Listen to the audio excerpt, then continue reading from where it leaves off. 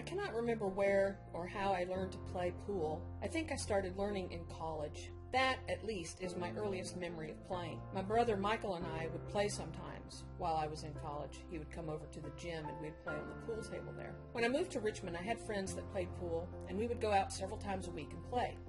I became good enough that I had a few wins of pool games by sinking the 8-ball on the break, and one time I ran a table.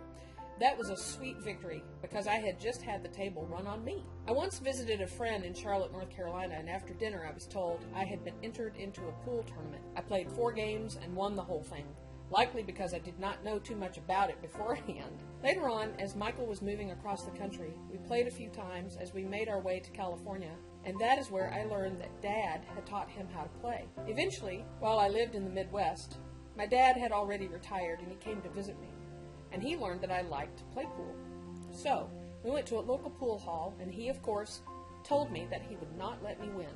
He was a man who always competed, and I said, "I know that, but mark my words, I will win at least 1 game off of you." Out of the 10 games we played, I won 3. And he told me then, he said, "The only thing missing in your game is being able to place your cue ball where you want it for the next shot." It was quite the compliment. That is when I learned, too, that we had quite the gene pool, quote unquote, meaning that my dad had learned to shoot pool from his dad, and my grandfather had learned from his dad. Apparently, my grandfather had owned a pool hall in Reform, Alabama, and that is where my dad learned to play, because he would go over there at lunch while he was in school.